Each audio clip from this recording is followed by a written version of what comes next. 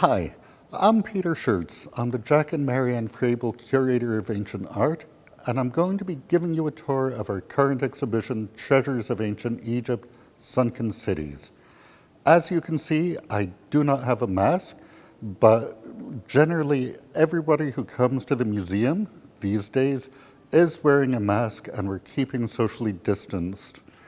Behind me you can see one of the spectacular finds from this exhibition. It is an image of a god, the largest image of a god ever found in ancient Egypt. The god's name is Hapi, H-A-P-Y, and he was the god of the Nile inundation. So a really important fertility god from more than 2,000 years ago. So without further ado, let's go down to our lower exhibition galleries and see the rest of this spectacular exhibition. This is a wonderful exhibition. It has more than 280 objects on view. Almost all of them come from underwater excavations carried out off the coast of Egypt in a region called Abu Khair Bay. The exhibition was organized by underwater archaeologist Frank Godio, who runs the European Institute for Underwater Archaeology, known by its acronym ESAM, with the generous support of the Hilti Foundation and the collaboration of the Ministry of Antiquities of the Arab Republic of Egypt. We're going to dive right into this. On the tour I'm about to give you, we'll stop and see some of the highlight objects and talk about some of the themes and issues that run throughout this wonderful exhibition. Come, let's go on. So our first stop in the exhibition is in a section called Time. This section is to help orient visitors to the chronology of the exhibition. Almost all of the objects in this exhibition come from the late period of Egypt that begins with Dynasty 26 and 664 and continues on through the end of pagan antiquity during the Roman Empire when the Emperor Theodosius I outlawed the worship of the pre-Christian gods. And our first object in this section, and the most imposing of the objects, is this image of a queen. She's a queen from the great dynasty of the Ptolemies. The Ptolemies are Macedonian Greeks who conquered Egypt with Alexander the Great in the year 332. They set up their own dynasty under Ptolemy I Soter, Ptolemy I the Deliverer. In 305, he begins to rule as pharaoh. And the last of the ruling Ptolemies is Cleopatra VII Philopater, Cleopatra VII who loved her father. One of the fascinating things about the Ptolemies is the cleverness that they set up their rule. How they convinced the Egyptians, and Egypt is a vast country, enormously wealthy, heavily populated, and there are just a few thousand of these Macedonian Greeks initially. And the challenge for the Ptolemies was, how do we rule over this land? How do we convince the Egyptians that we're legitimate rulers? And we'll talk about some of the ways they do that throughout the exhibition. But one of the things that happens is the artistic cultures of Greece and Egypt are combined in Ptolemaic art.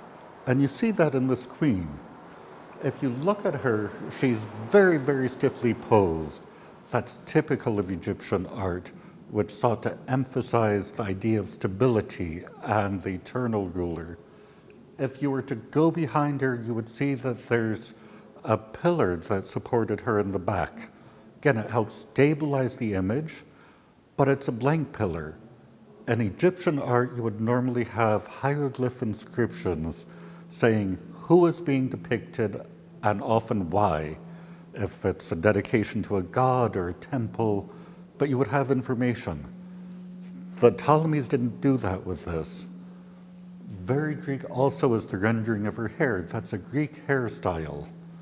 But the clothing has an Isis knot. It's similar to Egyptian styles. The Ptolemies create this amazing hybrid culture that combines the Greek and Egyptian elements in art, but also in government and religion. So let's move on to our next stop, which focuses on the concept of place. Where were these cities? Why did they matter? Remember that Egypt is an enormous country in antiquity that develops along the Nile River, and it's one of the earliest and greatest civilizations of Africa.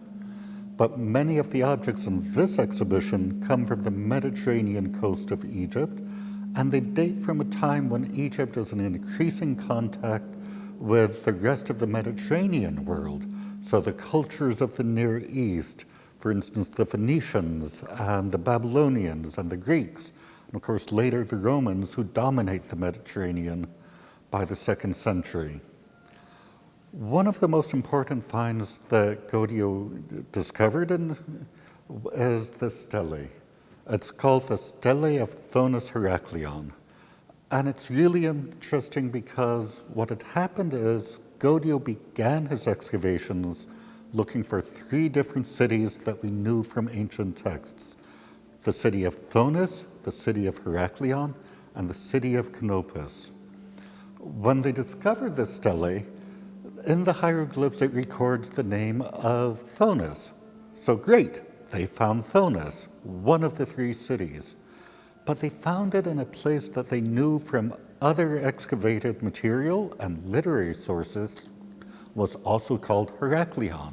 And they put it together and they realized Thonis and Heraklion are exactly the same city, but it has an Egyptian name and a Greek name. This is a document that's incredibly well preserved and seems to have been deliberately preserved in antiquity.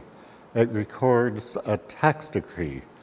Now we think taxes. Nobody likes taxes. But this is a decree from one of the last of the native Egyptian rulers of Egypt, Nectanebo I, who establishes Dynasty 30.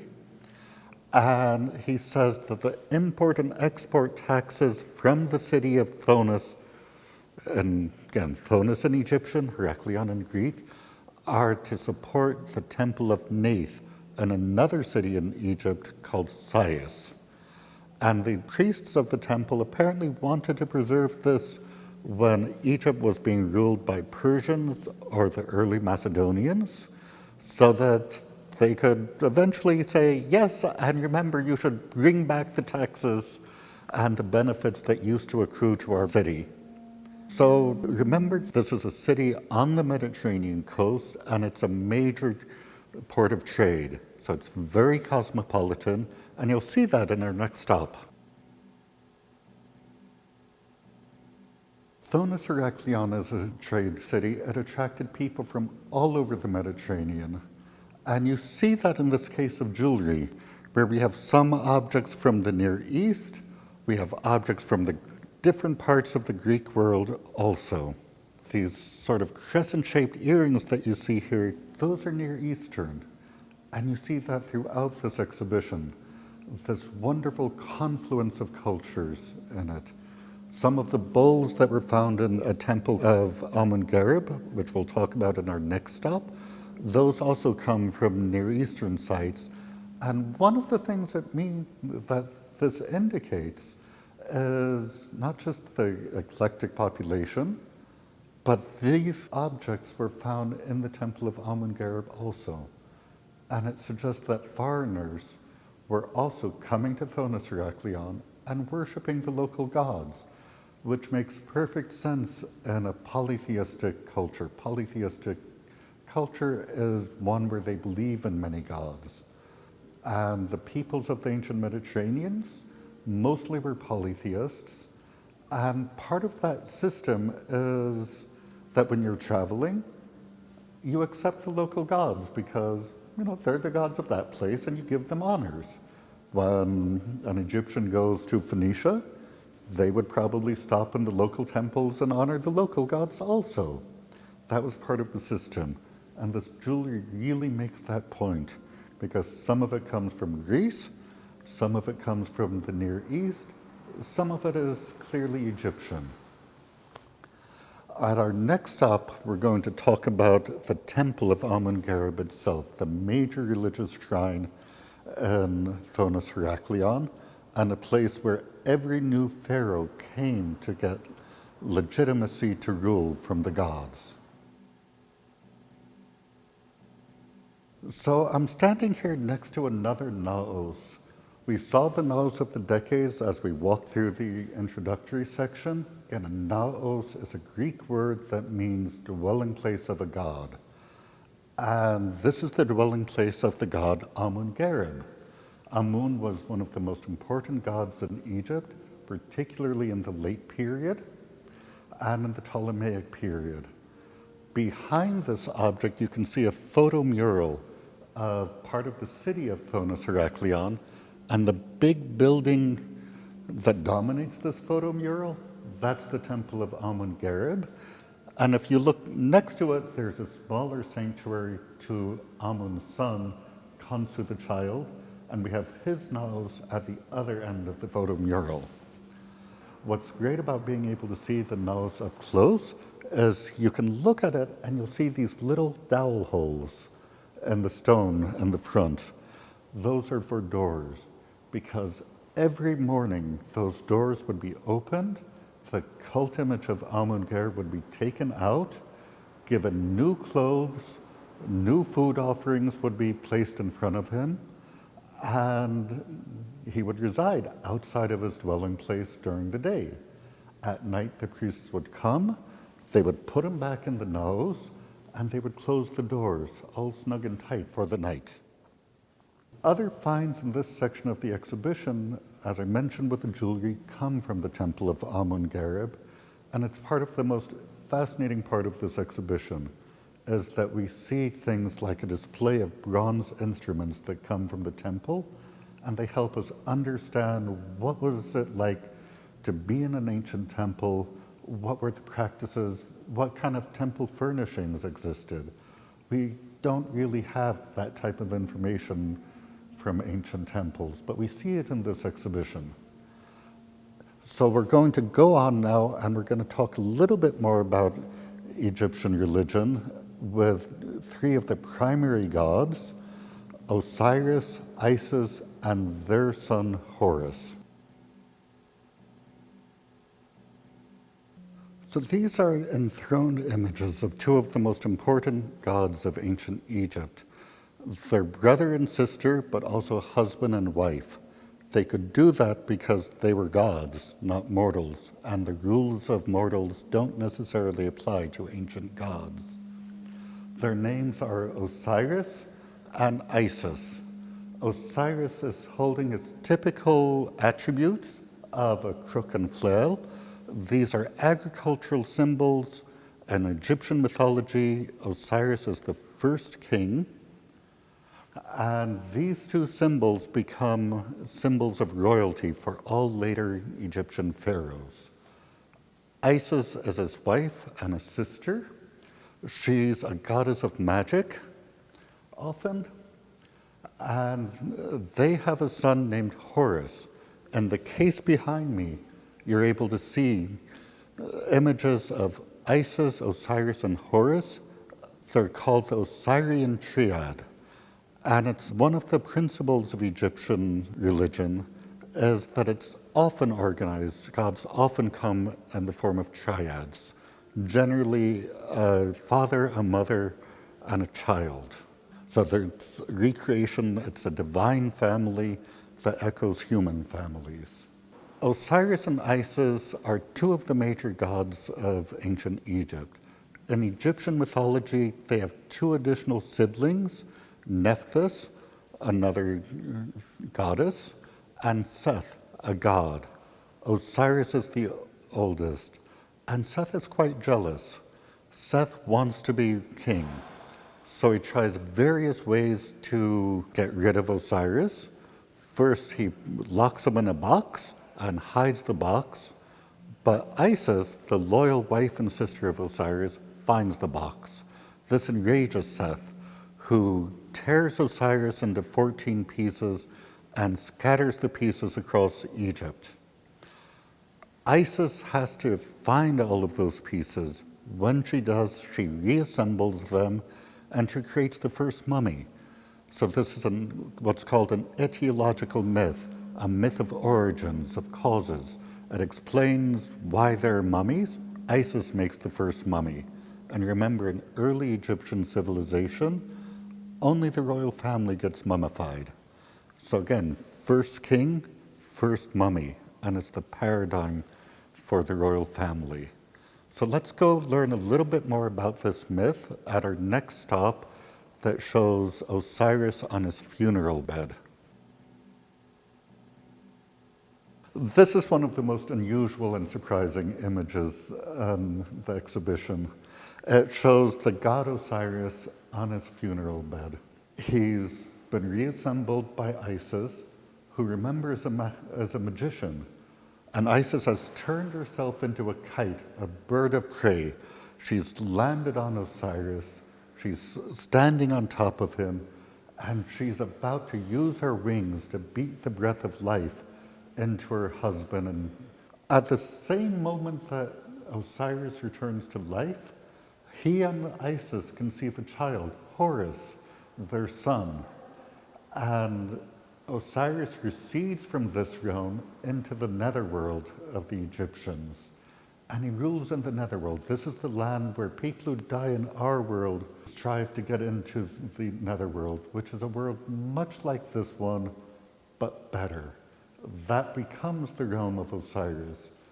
And Horus, the son that Osiris and Isis are conceiving now, he grows up and he becomes both the heir and avenger of Osiris. So Horus grows up and he defeats Seth. And Seth represents for the Egyptians the idea of chaos. His realm, once he's expelled, once he's defeated by Horus, becomes the deserts that surround the Nile Valley, the land of chaos. And Horus restores order to the Nile Valley, which includes things like fertility. But it's this myth of Osiris being resurrected by Isis that becomes a really important kind of metaphor for the Egyptian world. Just as Osiris is restored to life, so is the land of Egypt restored to life every year through the flood of the Nile. And to make sure that happens, every year there's a celebration in the month of Khoiak. The month of Khoiak falls at the end of the Nile inundation. So remember, every year in ancient Egypt, the Nile floods, gathers waters from the highlands of Africa, that water rushing down thousands of miles of river, gathers silt and other nutrient-rich dirt, and overflows the banks of the Nile. And when the waters start to dry up at the end of the raining season, at the end of the flood season, they deposit that silt onto the banks of the river, and that becomes the agricultural land. So in a year of good flood, there's a lot of land that you can grow food in, otherwise Egypt's a desert. In a land of bad flood, it's a year of famine. And you don't get to grow a lot of food because the soil, the flood waters and the deposits of the soil just don't extend very far from the river's banks. So this story exists in the Hebrew scriptures with this idea of the 7 fat years followed by the 7 lean years. That's actually what happens in Egypt. You have years of great abundance with a good flood and years of shortages with a bad flood. But to make sure that there's always going to be a good flood year and a good harvest, the Egyptians perform ceremonies in Khoiak where they create fertility figures. And that's what we explore in the next part of this exhibition. So every year, the priests inside the temple, far from the eyes of the general public, create a figure that we call the Osiris Vegetans. It's a fertility image. And the way they do it, they take silt from the Nile, and remember this is at the end of the flood season when the waters have receded. They take that silt, they mix it with seeds, and they put it in 2 golden molds, one for each half of the figure. When the mud sets, they take them out of the golden molds, they join them and they wrap them in linen. And in elaborate versions like this, they create a face and a head for Osiris and put him in the box. This box happens to look like a falcon, the avatar of Horus. Once they create the image of Osiris Vegetans and wrap him in linens, they then deposit him in a basin. We have an example of a basin behind us. It's made from pink granite, and then they water it with sacred waters of the Nile. And of course, what happens when you have mixed seeds with dirt and you apply water? Well, some of them are going to sprout. And that's a symbol of what's going to happen in the coming year. It's a symbol of the fertility of the land and how Osiris brings fertility of the land. And it gets into one of the themes of the exhibition, which is the cyclical way the Egyptians think about the universe. So just as the sun rises every morning and brings light and life to the earth, and then descends at night into darkness and chaos, that's how the Egyptians conceive of the universe. That's the story of Osiris. He is a god who rules in this realm. He's killed by his brother Seth. He's brought back to life. He is renewed by the magic of Isis. And he goes into the netherworld, a realm away from our world, and continues to rule there. So again, it's a cycle. And for people who are totally dependent on the annual flooding of the Nile, the Egyptians perhaps felt these cycles more than any other people in antiquity. And other cases in this gallery, and again, this is what's really unusual about the exhibition, you can see some of the implements used to create the Osiris Vegetans, and a second figure also created in the month of Koyak called the Osiris Sokar figure, which instead of having just seeds in it, has about 14 different types of materials in it, including precious stones like lapis lazuli, but also other materials like myrrh and very expensive incense. And that's both of these images are created during the Koyak festival and paraded out in public view, a theme explored in the next gallery. So the creation of the Osiris Vegetans figures and Osiris Sokar, that takes place in the temple. The public's not involved in it. The public isn't allowed to enter into the temple. Only priests are able to, only consecrated individuals. But this is also a popular festival. It's a festival for all of the people of Egypt to come and celebrate their gods, to celebrate the beginning of the growing season, and to rejoice in the expectation of a new harvest. So there are thousands of people involved in it. And in this corridor that includes the image of a sycamore boat that Gaudio discovered, the only sycamore boat out of the 75 wrecks that he found in the waters around Thonis Heraklion. But in this corridor, we have objects that ordinary people were dedicating to their gods. So we have things like these lead boats that are actually very similar to some of the excavated finds, including with thrones where an image of a god could be placed on the actual boats because there's a procession of the gods during the Koyak festival. Again, this is a great religious celebration. You had music, and we have bells and a type of ratocultus sistrum in one of these cases. You had people making offerings. One of the navigations, as they're called, one of these processions of the gods that took place on the waters, took place at night, and it was lit by 365 lamps, one for each day of the Egyptian year. Other objects in this exhibition include more than a dozen bronze ladles. And you think, ladles, that's kind of a weird thing. But remember, these ladles were being used ritualistically to water the Osiris Vegetans figures. So they're associated with Osiris, and they're found in the waterways because once something has been given to the gods, according to ancient Egyptian texts, they belong to the gods. They can't be used by humans. So you either burn them, you cast them into water, or you otherwise damage them so they can't be used.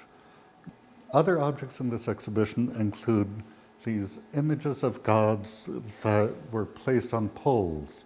So you can imagine thousands of people gathering at nighttime, lamplight, moonlight, whatever, and they're shouting, they're singing, they're praying, there's music, they're burning incense, they're carrying images of the gods on poles, and the crowd, there are offering dishes that were found in specific locations on the route of the navigation where people could make food and drink offerings to their gods. It must have been an amazing outburst of vitality and of excitement. And again, it's all to celebrate that we're planting our new crop. This is going to be a new year. Welcome to it. So this last gallery really brings home the point of change and continuity in Egypt. Again, as I said at the beginning of this tour, most of the objects come from late period Egypt, so from 664 through the Roman period. And that's when these things date from. But Egypt is a civilization that began around 5,000 years ago. So we're talking about 2,500 years ago. So half of that time. And it's a civilization that has tremendous continuity, even at a time of tremendous change under the Ptolemies and the Roman rulers. And you can see that in this image of what's called the Apis bull. Apis is a very early god of Egypt. He's attested in the Old Kingdom, so again, about 5,000 years ago, he's being worshipped. And he's one of the only true animal cults of ancient Egypt. Egyptian gods often have attributes of animals, and that's to help convey some of their powers. But very few gods are actual animals and worshipped as animals. But Apis is always a bull. There's only one incarnation of Apis on earth at a time. And when Apis dies, the entire country of Egypt goes into mourning as if the pharaoh has died. And the priests have to identify the new incarnation of Apis, which they do by tracing out specific features. So on his back, there'll be an image of the wings of a hawk. His tongue will have a kind of lump that looks like a scarab. A scarab is a dung beetle who's identified with the sun in ancient Egypt. So Apis is a god associated with prophecy, but what's really fun about this image of Apis, it's 2 meters tall, almost 2 meters long, but it dates to the reign of Hadrian, and we know that from the inscription that you can see on the side of it that records the name of the Emperor Hadrian. He's a Roman emperor of the 2nd century, so about 1,800 years ago, and yet he's giving honors to a god that had already been worshipped in Egypt for 3,000 years. So again, although he's a Roman, there's tremendous continuity in the religious life of ancient Egypt. But there's also a lot of innovations. And we'll see that in our last stop when we talk about a god whose name is Serapis, the combination of the name Osiris and the name Apis. So if the image of Apis dedicated by the Emperor Hadrian shows continuity of Egyptian religion, many of the objects in this section show change, how old gods have new forms, such as figures of a god called Osiris Hydreios, a Roman innovation, or this god whose name is Serapis. And Serapis is literally an invented god by the Ptolemies. According to ancient literary sources, Ptolemy I, the founder of the dynasty, has a dream. And in his dream, a cult image speaks to him and says, "You must bring my image to the new city of Alexandria, and I will become the patron deity there." Ptolemy sends to the city, and some sources at Sinope on the Black Sea coast of modern-day Turkey, and he brings the cult image. And when the image arrives in Alexandria, religious experts identify it as an image of the Greek god of the underworld, Hades. And they named the god Osiris Apis, because while Hades is the god of the Greek underworld, Osiris rules the Egyptian netherworld, the Egyptian world where the dead of our realm go to dwell. So they're conflated as gods of the underworld, but also of prosperity. Remember, Hades and his Roman name is Plautos, meaning wealth, and Hades is the god of all of the riches beneath the ground. So wealth and abundance, just as Osiris as a fertility god is a god of abundance. And the original image, and this is a close copy of the main cult statue of Alexandria, the god held a staff in his left hand, and in his right hand he rested it upon the figure of Cerberus. That's the three-headed guardian of the Greek underworld. And we know this from, again, ancient literary descriptions, but also versions of this image. One of the amazing things about this object is that it's made from sycamore wood. Sycamore wood is sacred to the god Osiris and is associated with life. But wood doesn't survive time very well. So there must have been hundreds, thousands of cult images made out of wood. Almost none of them have survived.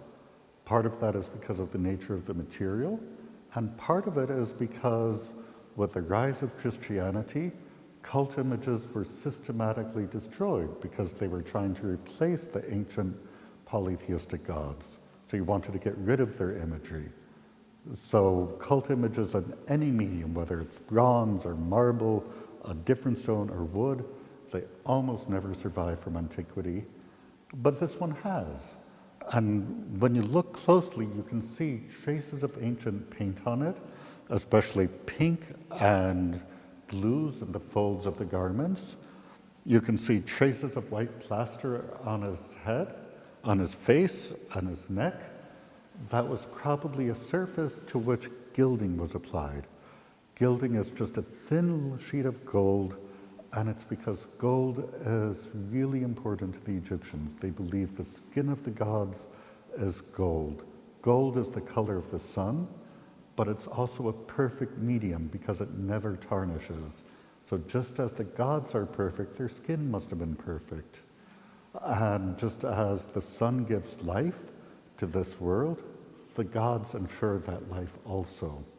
So again, you can sort of sense how complicated the Egyptians thought about their gods and about their world with it. Serapis becomes a god who is worshipped all over the Roman Empire. So not just in Egypt itself. So even though he starts out as a god that the Ptolemies create to unify the people of Egypt, he becomes a universal god, as it were, in the empire. And you have cult centers for Serapis in England and the Balkans and the Near East. I hope you've enjoyed this tour of Sunken Cities. It's only a tiny taste of an incredibly rich exhibition, and the topics and issues I've addressed are only some of the many stories that this exhibition tells and that you can explore by coming in person. When you do, please wear your mask. If you forget your mask, we have them at the entrance of the museum. And I thank you for joining me today, and I hope to see you soon.